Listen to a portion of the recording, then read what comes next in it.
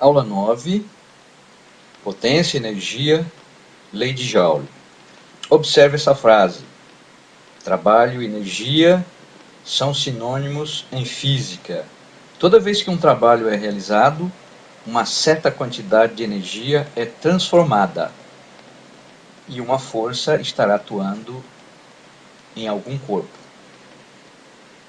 Vamos tentar entender então o que é energia, mas antes vamos falar da unidade de energia ou unidade de trabalho, que é o Joule, símbolo J maiúsculo. Outras unidades que são usadas é a caloria, uma caloria é 4,18 joules, e o quilowatt-hora, que é 3.600.000 joules. E atenção, é quilowatt-hora, não é quilowatt por hora. Cuidado, portanto. E potência? Como que potência está relacionada com o trabalho? Em primeiro lugar, a unidade de potência é chamada de watt. É a unidade oficial. Outras unidades, HP, um HP é 746 watts. O CV, o cavalo vapor, um CV corresponde a 736 watts. Potência é trabalho dividido pelo tempo, onde P é a potência desenvolvida pelo dispositivo em watts. Tal, essa é uma letra grega chamada de tal, que vai representar trabalho, energia. Aqui uma observação, alguns livros usam a letra W maiúscula de work, em inglês trabalho, para representar trabalho realizado, energia. Não usaremos porque W pode ser confundido com a unidade.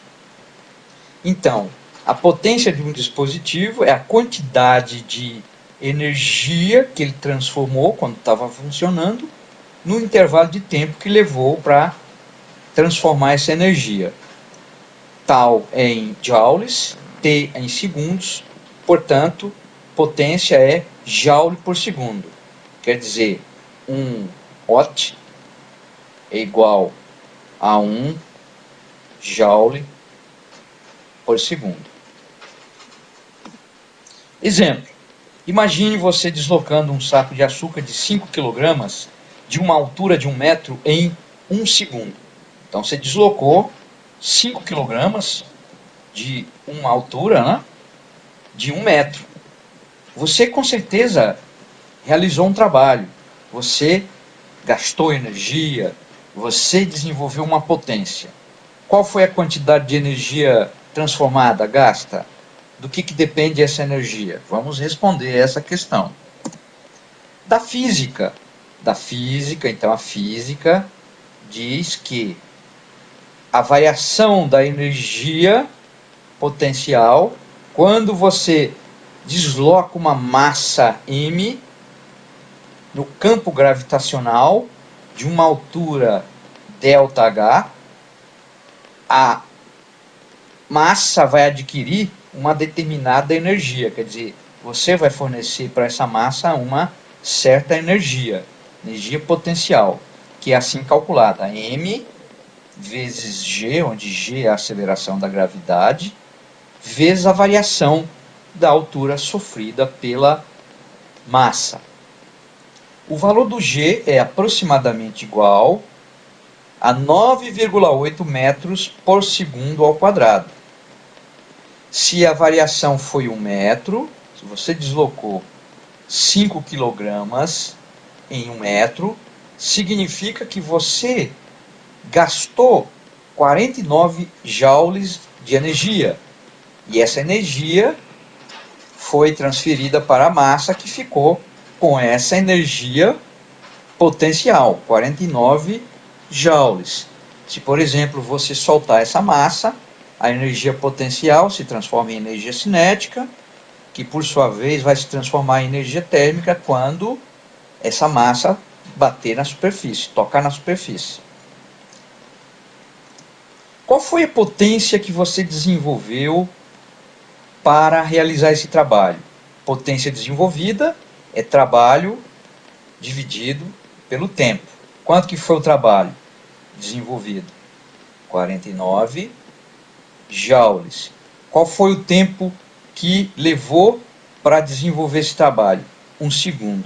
Significa que você desenvolveu uma potência de 49 joules por segundo, que é a mesma coisa que 49 watts.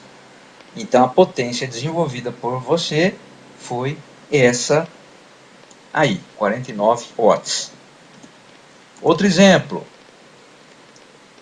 Qual a quantidade de energia em quilowatts-hora e em joules consumida num banho de 30 minutos se o chuveiro tem uma potência de 5.000 watts? 5 kilowatts.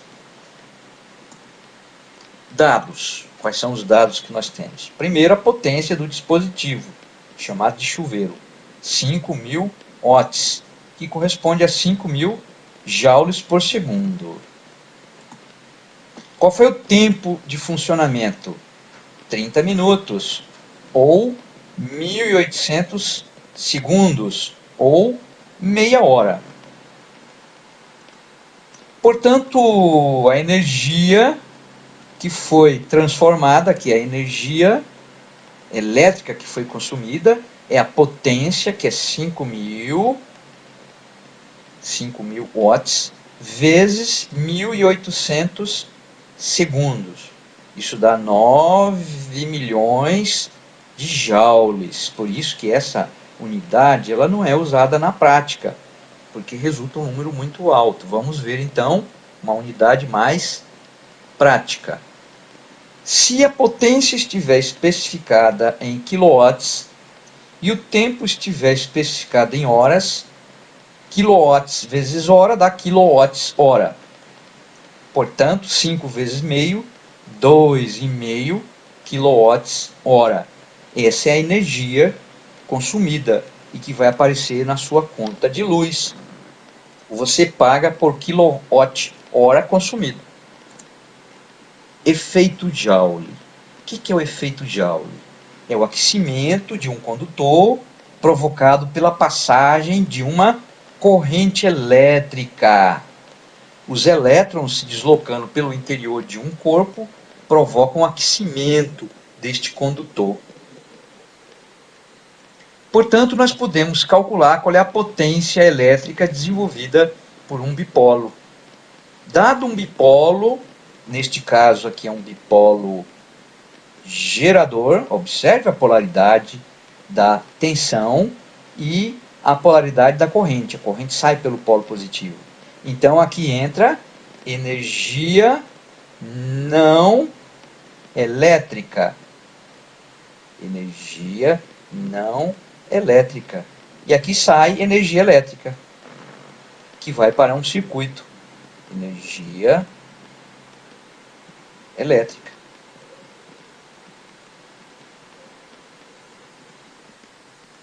A quantidade de energia pode, portanto, ser determinada se eu calcular a potência. A potência, aqui no caso, nós temos um dipolo receptor que recebe energia elétrica e transforma em energia não elétrica. Tá? Energia não elétrica. Por exemplo, o chuveiro, né? Que converte energia elétrica em calor. A potência desenvolvida por um bipolo, seja ele gerador ou seja ele receptor, é calculada da mesma forma. É o produto da tensão nos terminais do dispositivo pela intensidade da corrente que percorre o dispositivo. U multiplicado por I, onde U é em volts, I em amperes e a potência vai ser especificada em watts. O que muda é o significado. No caso do gerador é a potência elétrica fornecida. enquanto que no receptor, P é a potência elétrica consumida, recebida. Mais um exemplo. Qual é a potência desenvolvida por uma pessoa para elevar um corpo de 5 kg a uma altura de 1,5 m em 1 segundo? Por simplicidade, adotar aceleração da gravidade igual a 10 metros por segundo ao quadrado.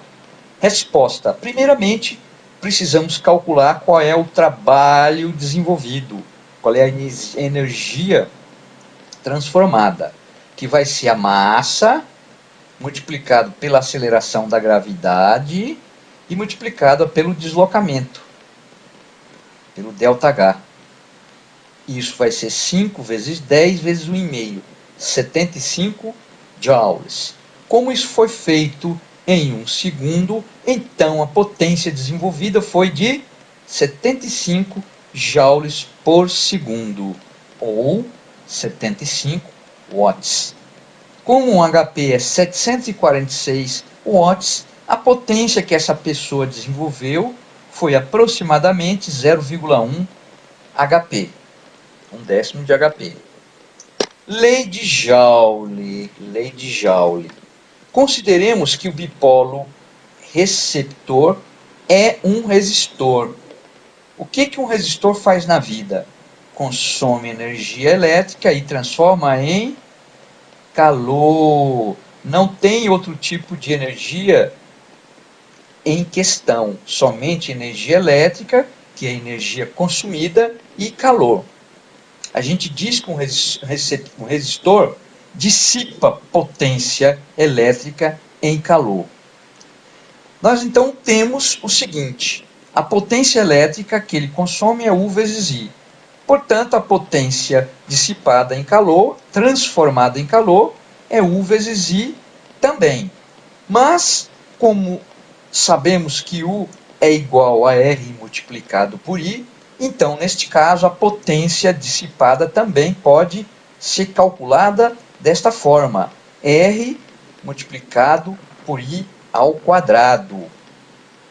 Ou então, a potência pode ser calculada também desta maneira: é a tensão ao quadrado dividido pela resistência do resistor.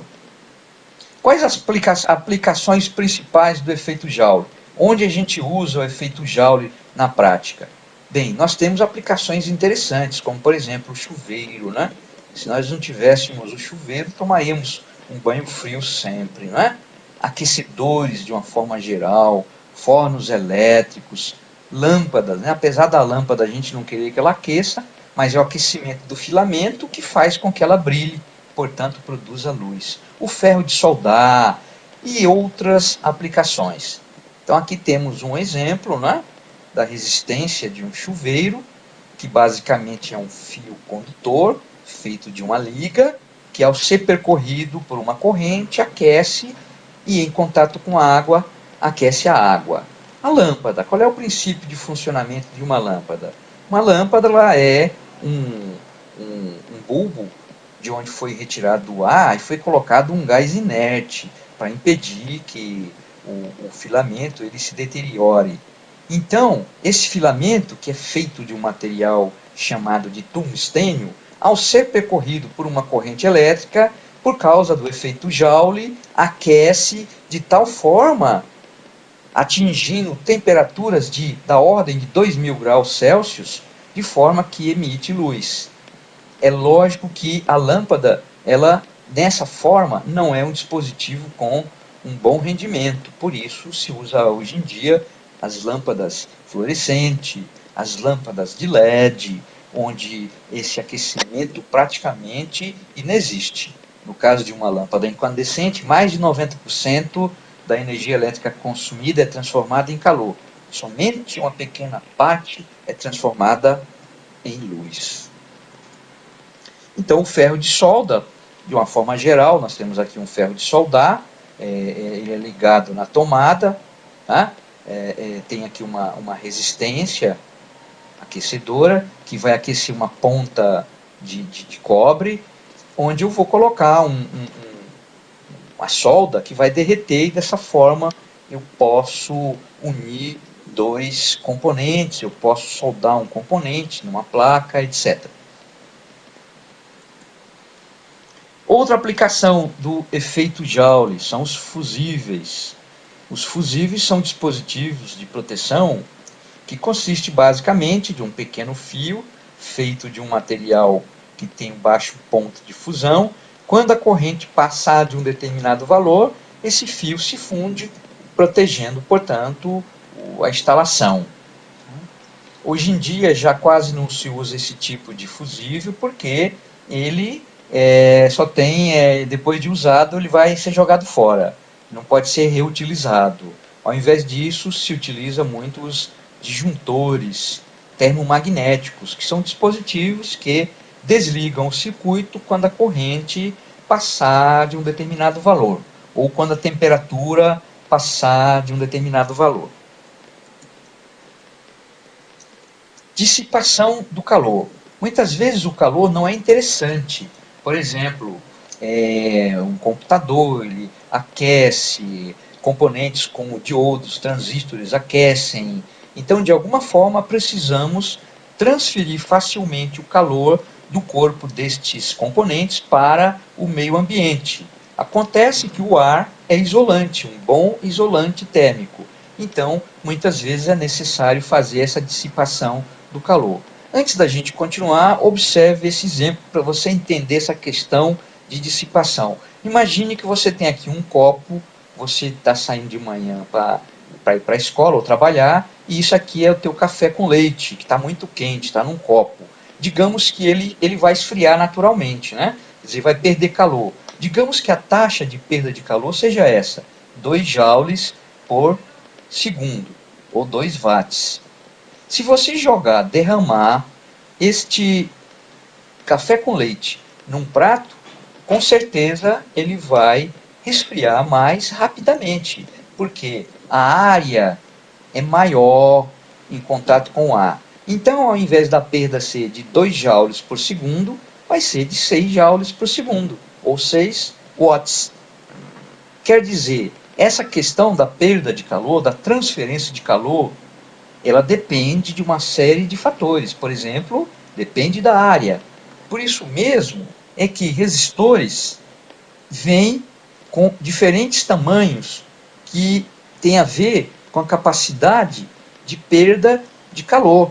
Então, quando você for comprar um resistor, além do valor da resistência, você deve informar também qual é a potência que você quer para esse resistor, a potência que ele pode dissipar. Os principais valores são 1/8 de watt, 1/4 de watt, meio watt e 1 watt, dependendo do tipo de resistor.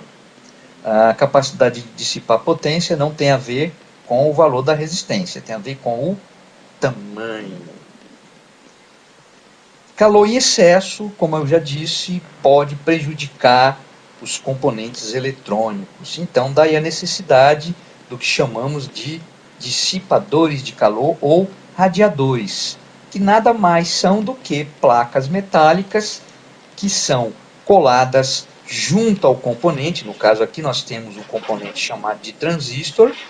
Então esse componente aquece e transfere facilmente o calor para o metal. E o metal é que de fato a placa de metal é que de fato vai aquecer. Quem aquece não é o transistor, tá? Então não se esqueça, dissipador de calor é uma placa metálica, em geral de alumínio, mas pode ser de cobre também, que recebe o calor produzido por efeito Joule no componente eletrônico, evitando dessa forma que o componente aqueça demais. Limites de funcionamento. Imagine o seguinte caso. Temos um resistor de capacidade de dissipação de 1 watt, ligado a um circuito elétrico. Esse circuito elétrico tem uma tensão de 2 volts e fornece uma corrente de 1 ampere. Isto significa que a potência elétrica que este gerador, no caso a pilha, está fornecendo para este resistor é de 2 volts vezes 1 ampere. Não esqueça que potência elétrica é calculada fazendo o produto da tensão pela corrente.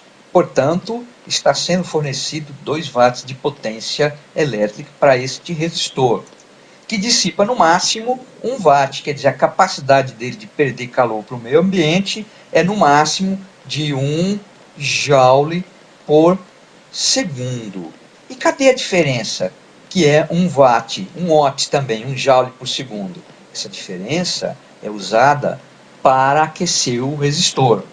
E dependendo do tempo que ele ficar ligado, ele simplesmente vai queimar. Então, atenção, portanto, na hora de colocar um resistor num determinado ponto de um circuito. Procure ver qual é a dissipação de potência do resistor e qual é a potência elétrica que ele vai receber. Isso é muito importante. Exercício. As especificações de um resistor são 1 kΩ, 1 watt. Qual a máxima tensão que pode ser aplicada ao resistor? Então, nós vamos utilizar, basicamente, essa expressão aqui. Potência máxima é R vezes I ao quadrado, onde I é o I máximo. Daqui a gente tira que o I máximo é 31,6 mA. Usando a lei de Ohm, U é igual a R vezes I, obtemos a tensão máxima que pode ser aplicada, 31,6 volts. O que acontece se eu aplicar uma tensão de 31,6 volts num resistor de 1 kΩ?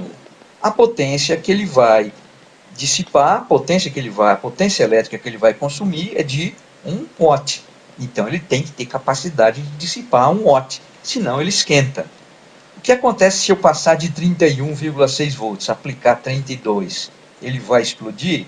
Não, é lógico que não. Ele começa a esquentar além da conta. Se ele ficar ligado um tempo excessivamente alto, ele pode queimar. Se eu aplicar ao invés de 32, aplicar 100, pode ser que nesse caso o tempo seja muito curto, seja de alguns segundos, ele queima. Isso é uma questão de fazer a experiência. Uma coisa é certa, você nunca pode ultrapassar os limites do componente. O componente ele tem uma vida útil. Se você exagerar a tensão, exagerar a corrente, você diminui essa vida útil. Um outro exercício. O motor elétrico consome 10 amperes. Aqui nós não vamos mostrar o funcionamento do motor elétrico. Vamos tratar o motor elétrico como um bipolo, quando ligado em 220 volts. Sabe-se que o rendimento do motor é 80%. Determine potência elétrica do motor. Energia consumida em 2 horas de funcionamento, em kWh. Potência mecânica obtida no eixo do motor. Potência dissipada em calor dentro do motor. Então, vamos representar por um bloco o motor que consome uma potência elétrica. Ele transforma essa potência elétrica em potência dissipada, porque ele tem condutores lá dentro, e potência útil, que é o que eu quero, é desejado dele, a potência mecânica, né? O eixo girar para girar alguma coisa útil. Então, a potência elétrica é a potência total. Potência mecânica é a potência útil. E a potência dissipada, por simplicidade, vamos supor que ele dissipa a potência somente por efeito Joule. Ele não dissipa a potência de outras maneiras, o que não é verdade, não é? É lógico, pela conservação da energia, a potência elétrica é igual à potência mecânica mais a potência dissipada. A energia, não se esqueça, ela não se perde, nem aparece do nada. Nós definimos o rendimento do dispositivo como sendo a relação entre a potência útil, no caso a potência mecânica, e a potência total, que no caso é a potência elétrica. Isso multiplicado por 100 para dar em porcentagem, que no nosso caso é 80%. Eu já conheço quanto que vale este rendimento. Portanto, a potência elétrica do dispositivo pode ser determinada, que vai ser U multiplicado por I, não esqueça, potência elétrica de qualquer bipolo é U vezes I, neste caso a potência elétrica é a potência total, é a potência consumida, que vai ser 220 volts multiplicado por 10 amperes, ou 2.200 watts, ou 2,2 kW. Qual foi o trabalho que ele realizou durante 2 horas? Qual foi a energia consumida durante 2 horas? é a potência multiplicada pelo tempo, isto é, 2,2 kW multiplicado por 2 horas, que dá 4,4 kWh. O rendimento é a relação entre a potência mecânica e a potência elétrica. Portanto, a potência mecânica pode ser determinada, vai ser o rendimento 0,8 multiplicado pela potência elétrica. Portanto, a potência mecânica é 1.760 watts. A potência dissipada em calor vai ser a diferença entre a potência elétrica e a potência mecânica. Portanto, 440 watts. Um outro exercício, para a gente finalizar. Um fio de resistência 5 ohms está imerso em uma massa de água de 1 kg a 20 graus Celsius. O conjunto está dentro de um calorímetro ideal. O fio é ligado a uma tensão de 100 volts. Calcule que temperatura a massa de água atingirá após 1 minuto. Da física, você deve ter estudado, diz que, dado uma massa M em gramas, que recebe uma determinada quantidade de calorias Q, essa massa vai sofrer uma variação de temperatura delta-teta. Então, repetindo, Q é a quantidade de calor em calorias que essa massa M em gramas recebeu. ΔQ é a variação de temperatura sofrida pela essa massa. Isso é a temperatura final menos a temperatura inicial, em graus Celsius. C é uma constante física deste material, no caso a água, chamada de calor específico. No caso da água, esta constante vale 1 caloria por grama grau Celsius. Comecemos. Podemos começar calculando a potência elétrica deste fio, desta resistência. A potência elétrica é a tensão ao quadrado dividido pela resistência. 10.000 dividido por 5, 2.000 watts. 2.000 joules por segundo. Tempo que a resistência ficou ligada. 1 minuto, 60 segundos. Portanto, durante esse tempo, foi fornecido para a água a quantidade de energia que é potência multiplicada pelo tempo. Portanto, 2.000 watts vezes 60 segundos. 120.000 joules. Transformando isso em caloria, nós vamos admitir que uma caloria é igual a 4 joules. Portanto, por regra de 3, que calorias corresponde a 120.000 joules. Então, daqui nós tiramos que Q é igual a 30.000 calorias. Portanto, como sabemos que, conhecida a quantidade de calorias recebida pela massa e conhecida a massa, eu sei qual vai ser a variação de temperatura que essa massa vai sofrer. Então, a variação de temperatura vai ser a quantidade de calorias recebida, que é 30.000, dividido pela massa, que é 1.000 gramas, 1 quilograma, multiplicada pelo calor específico. Isso dá 30 graus Celsius. O que é esse 30 graus Celsius? É a variação de temperatura. É a temperatura final menos a inicial, que no nosso caso é 20 graus Celsius.